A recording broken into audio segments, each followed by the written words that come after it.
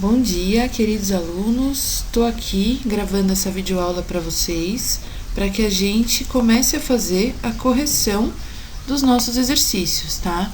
Aquela lista eu passei para vocês e aí, conforme já foi dito pela coordenação, a gente vai selecionando alguns exercícios para que vocês façam um pouquinho a cada dia. Essa correção foi da primeira leva de exercícios que eu pedi para vocês fazerem.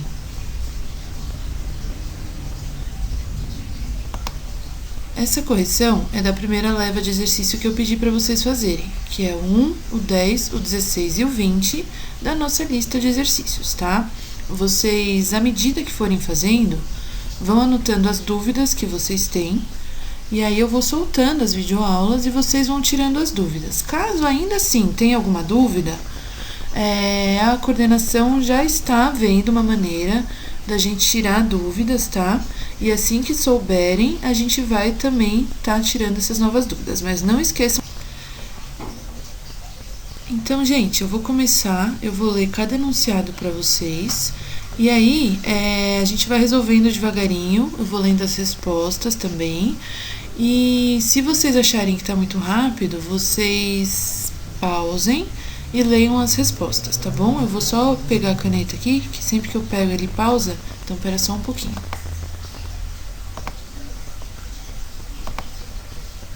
Então, vamos lá. Consideradas um dos maiores problemas da atualidade, as fake news atingem muitas pessoas diariamente. As pessoas são afetadas pelas fake news devido a muitos fatores, sendo o principal a falta de checagem dos fatos. Isso a gente discutiu na aula bastante, tá? Falando de fake news e do método científico, mas eu vou reforçar com esse exercício. Nesse bimestre, nós aprendemos sobre as etapas do método científico.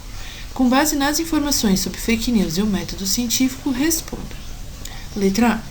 Complete a tabela abaixo, relacionando cada etapa do método com o combate às fake news. A primeira linha já está preenchida para ter um modelo de como devem ser feitas as próximas etapas. Você pode usar uma fake news que já recebeu, não precisa seguir a do modelo. Então, as fake news estão atrapalhando, né? Vocês, agora que vocês estão em casa, nesse período de isolamento, vocês devem estar sendo bombardeados de fake news. Eu sei que eu tô também. E aí esse exercício acaba tendo uma certa utilidade também, para que a gente aprenda a se defender, né? Aprenda a se proteger desse excesso de informação falsa. Então, eu separei da seguinte maneira.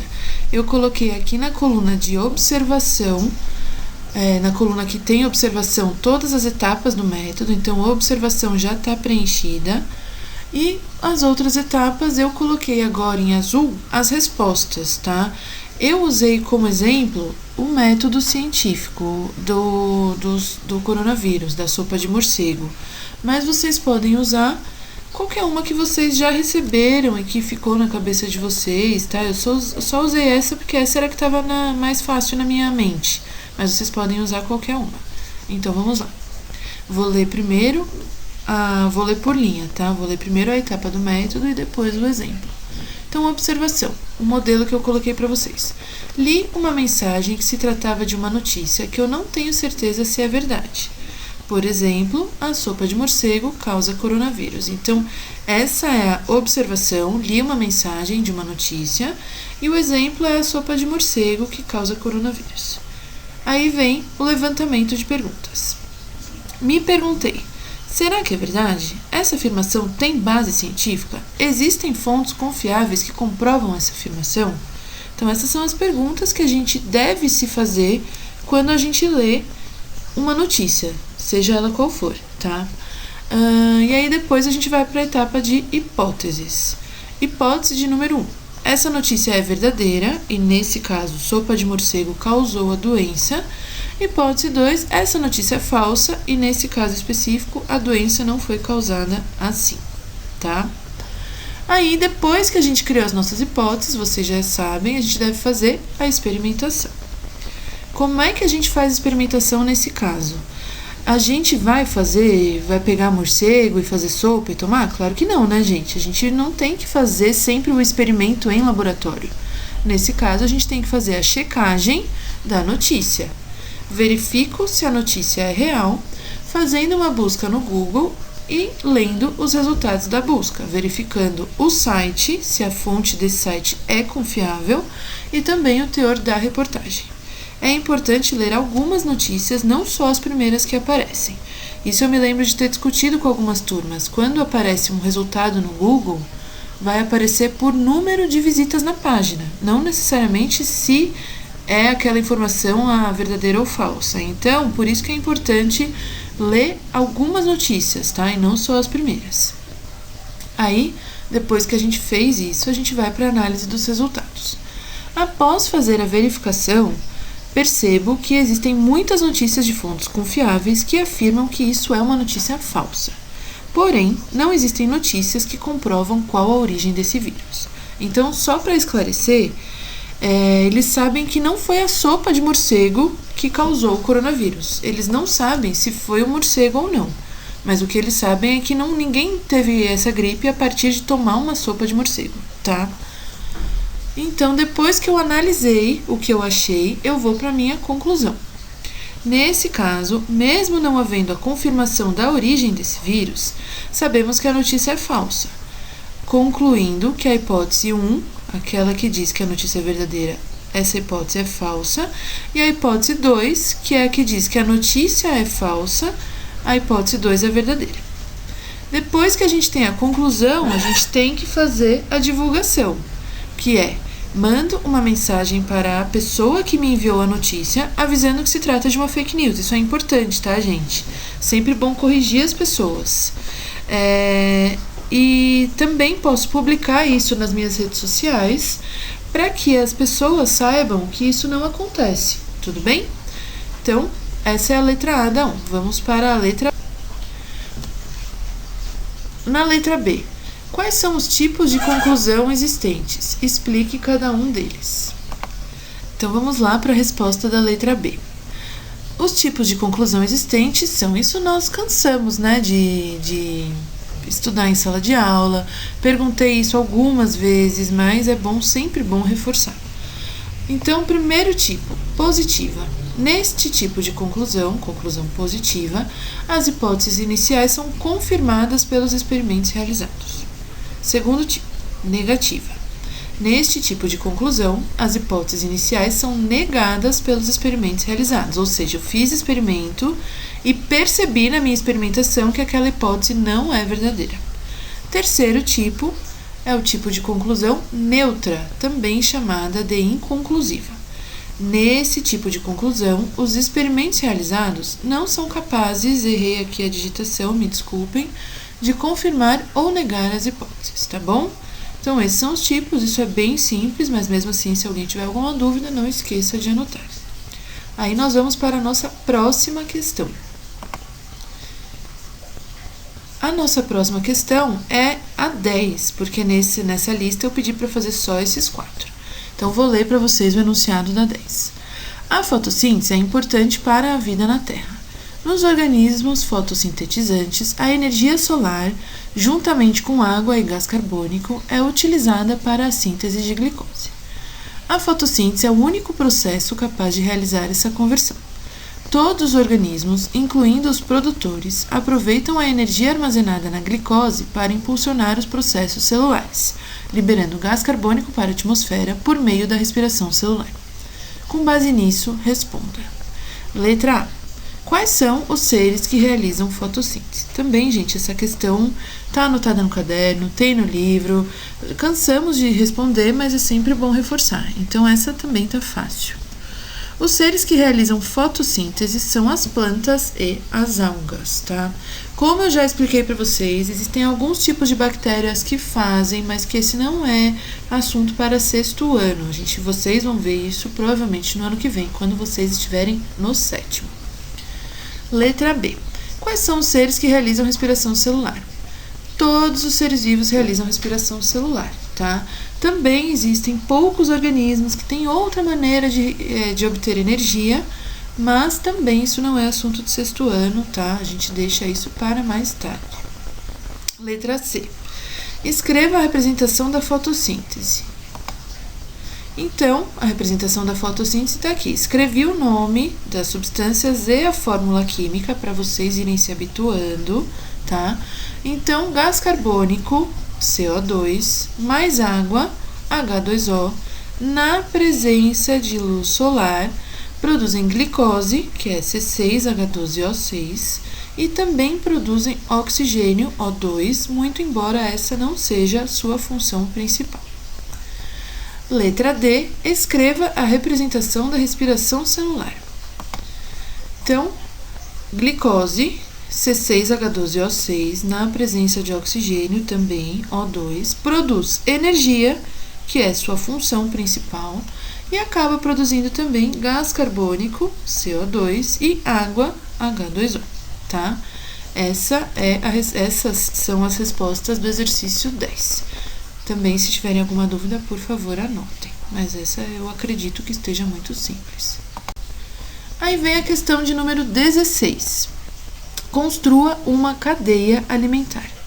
Nela deverá haver seres vivos produtores, consumidores, pelo menos 3 consumidores e decompositores. Escreva o papel de cada indivíduo na cadeia alimentar. Então, usei aqui como exemplo esta cadeia aqui, aonde eu coloquei uma planta como produtor, que no caso é o manjericão. O manjericão serve de alimento, lembra que a flechinha significa serve de alimento para, porque está falando que o fluxo de energia está saindo do manjericão e indo para seu consumidor. No caso, o consumidor primário herbívoro é o pulgão, tá? Daí o pulgão serve de alimento para a joaninha, que é consumidor secundário carnívoro. Alguns de vocês não sabem, mas a joaninha é um animal carnívoro que se alimenta de pulgão, entre outros animais. E a joaninha, por sua vez, serve de alimento para sapos. Sapos são consumidores, neste caso, terciários de hábito carnívoro. Todos esses seres vivos, quando morrem, são decompostos pelos decompositores, que nesse caso são fungos e bactérias, tá bom? Então essa aqui também tá bem tranquilinha. Se alguém fez de outra maneira, tá válido, só precisa ter produtor, decompositor, consumidor primário, secundário e terciário, sendo que cada um dos consumidores tem apenas um papel, por isso que é uma cadeia alimentar, tá bom? Dúvidas, anotem. Aí vem a nossa última questão dessa primeira tarefa, que é a questão de número 20. Quando enxergamos Marte, planeta Marte, no céu, vemos um ponto brilhante. Tem muita gente que chama esse ponto de estrela d'alva, se eu não me engano, tá? Ele sempre fica próximo da Lua, e a gente acha que é uma estrela, mas não é, é o planeta Marte. Isso significa que Marte é um planeta que emite luz própria, já que a gente enxerga um pontinho brilhante no céu. Explique o que ocorre para que o planeta Marte brilhe entre aspas. Então a resposta, gente, já falei para vocês que se uma coisa está entre aspas, é um termo que está destacando a nossa atenção, a gente tem que chamar atenção para isso, tá? Então, a resposta: não, o planeta Marte não emite luz própria. Nenhum planeta emite luz própria, somente estrelas possuem essa capacidade. Então, coloquei isso na lousa para vocês copiaram, coloquei características de todos os corpos celestes. Se por acaso alguém faltou nessas aulas e não tem, peça para os colegas mandarem fotos do caderno, tá? Essas informações estão lá bem completinhas. Mais tarde eu vou fazer um slide com essas informações. Somente estrelas possuem essa capacidade, então. Por que então Marte brilha? O que ocorre é que Marte recebe a luz solar e a reflete. Parte dessa luz refletida alcança o planeta Terra e nossos olhos, dando esse aspecto brilhante a Marte. Então, o que acaba acontecendo? Vou tentar rabiscar aqui para vocês perceberem.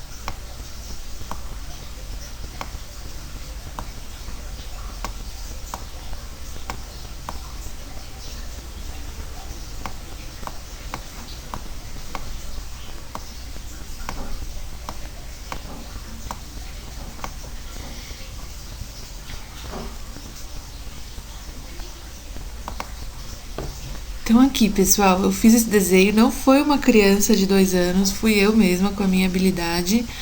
Tá aqui o Sol, e aqui eu tô sinalizando os raiozinhos do Sol, os raios que ele vai emitir para todas as direções. Vai emitir para Mercúrio, para Vênus, para Terra e para Marte.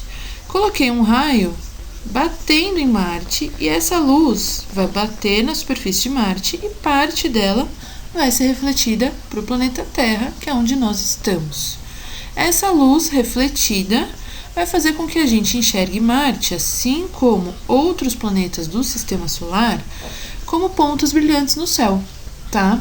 Por que a gente só enxerga os nossos planetas próximos? Depende muito do brilho que ele emite. Se for um planeta em outra galáxia, ele até vai ter um brilho, só que esse brilho vai ser fraco e não vai chegar até os nossos olhos. Como Marte é um planeta visível,